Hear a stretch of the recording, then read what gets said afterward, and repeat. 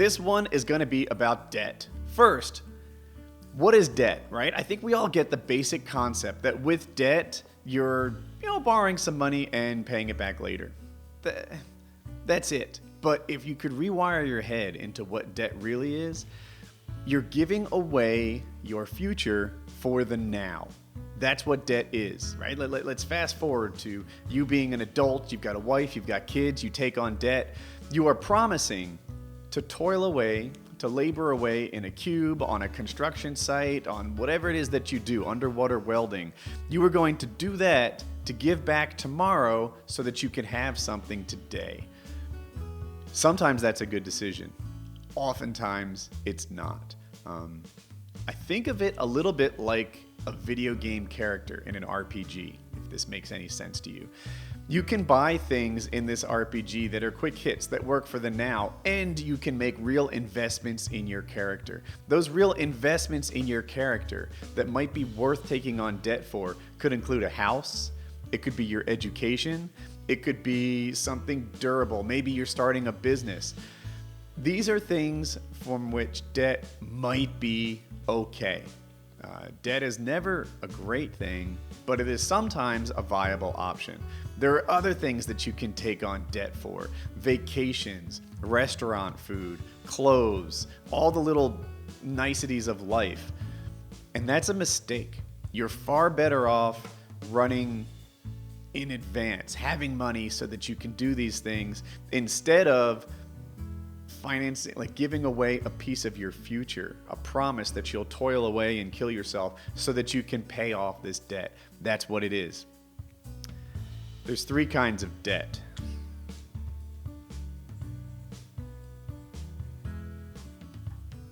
The first I'm going to talk about, mortgage debt. So mortgage debt is secured. What that means is that there's collateral. If you default on your mortgage, then they take your house away from you, they sell it, and hopefully there's enough there to completely pay off that loan, and they give you whatever there's extra. You lost your house, but your debt is gone. There's a reason that mortgage interest is so low. One, typically you need a good credit record just to take out a loan that large. You've demonstrated through your history that you're a good bet. That's part of it. The other part of it, like I said, it's secured. They have collateral. The bank isn't really taking a lot of risk that they'll lose their money. They're just taking a risk that it'll be a pain to get their money back because they have to sell your house and do your thing. There's another kind of debt too, unsecured.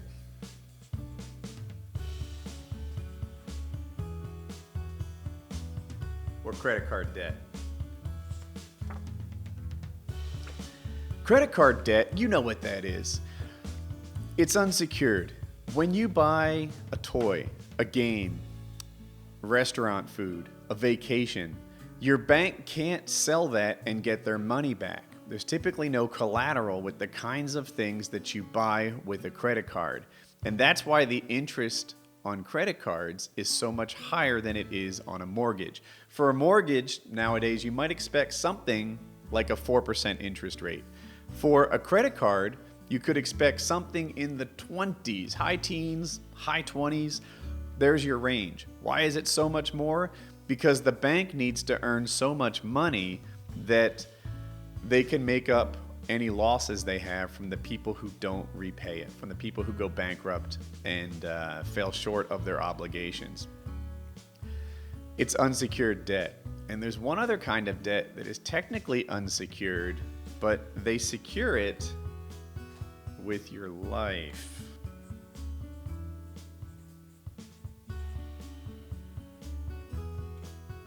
Student loan debt. So here's the deal. If you go bankrupt, you might be able to get out of your mortgage. If you go bankrupt, you might be able to get out of your credit card debt. But with student loan debt, there is no escape. They chase you down on this debt forever. It sounds almost unfair at first, but there's a reason for it. The people who borrow money for student loans don't really qualify for loans in the traditional way. right? You might be 18 years old, going off to college the first time. You don't have a job. You want to borrow big chunks of money. It could be $20,000, $40,000, $120,000. And the bank doesn't have anything that they can resell. If you go to school and finish, or even if you go to school and don't finish, they can't sell those classes you took to somebody else. They're out of luck. The bank needs a way to deal with this. So what they do is they chase you down. It doesn't matter what happens. The only way to get out of student loan debt is death. And they do that so that they don't have to charge you a high interest rate. Remember we talked about credit cards and how these rates could be in the upper 20s, 28% interest, because they have to make so much money out of the people that do pay to still be profitable when the people that don't pay leave them out in the cold. With student loans, you need to have a reasonable interest rate.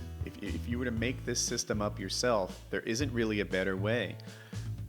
The only options are charge these kids exorbitant rates, 30%, stuff they'd never get out from under, or give the bank special rules for student loan debt that let them chase them down forever. It's why when you pick a school, you need to consider the value proposition. A lot of times when people are choosing their school, they're looking at what they want to do for the next 4 years and not necessarily the impact that they're going to have on the 15 or 20 years after school. They may say, hey, all right, so here's a state school. I can go there. The tuition will be $8,000, $12,000, $16,000 a year, and the loan will be this big. Or I can go to this artsy liberal arts college it's in Vermont and the fall foliage is incredible, but the debt will be so large I can't fit it in frame. Schools have gone up in price because of that second student. Because of that second student that looks at the experience they want to have without considering the cost associated with it. Schools need to compete with each other, and students haven't been price sensitive. That's why tuition has gone up as high as it has. People are choosing schools based on what they really want and not based on the value that they get from that school. If you're taking out a big loan and you go into an Ivy League or a Stanford or something elite, it might make sense. It's an investment, a durable investment that you make in yourself. But if you have two schools that are in the same tier, and one is Penn State and the other is the lovely liberal arts tiny school that you dream of, that state school is probably going to be a better value. It'll open up the same doors, the same jobs, but it's not going to sell your future for the now. I hope you guys enjoyed the video and have a good day. Oh, one more thing. If you like this, click like, share it with somebody, do the sorts of things you do to videos that you like, and I'll be grateful.